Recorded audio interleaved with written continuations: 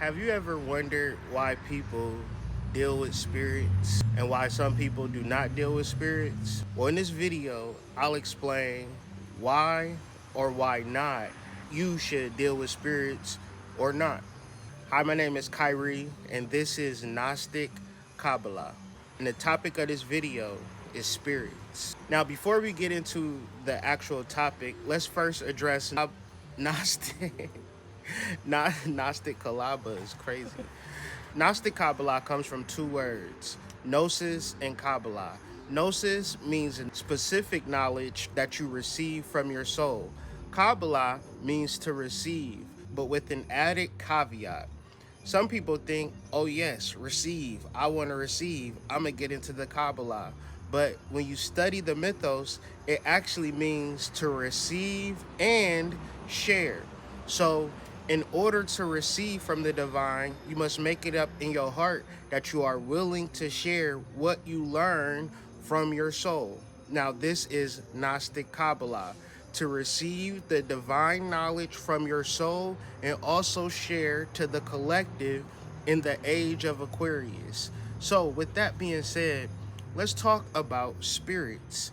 Now, some people do not deal with spirits at all, and some people swear by spirits and have a whole pantheon.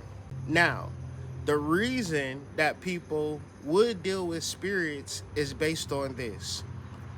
Our human consciousness is limited to what it can comprehend and understand.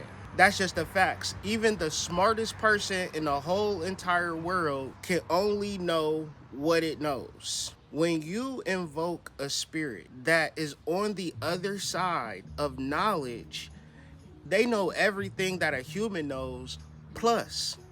So I would say you are doing yourself a great disservice if you do not know specifically what spirits you are working with in your pantheon to give you knowledge. And also remember, what is knowledge if you don't share that knowledge? The problem with most spiritual people is that they have an abundance of knowledge. They work with spirits, they know the downloads, they know the codes, but they share it to no one.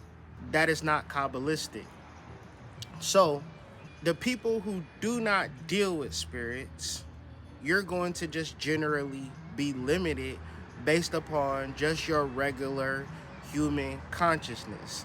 And the question is always there, what spirit should I deal with? Do you know how many people is in the world? 8 to 9 billion. So do you know how many spirits there are out there in the universe for throughout all of time? Man, it's innumerable. It's not, I couldn't even put a specific, I couldn't say quadrillion or trillion. It's more than that. So invoking a spirit is not like thing that you can control or command. When we talk about knowledge, we have to think of it like a horse. So you don't control the horse. You don't overpower the horse. You simply align with the horse to get to where you need to get to. Since the spirit is so knowledgeable and so smart, you don't have to ask the spirit to help you more than you just have to simply align with the knowledge that is going to help you blossom and grow.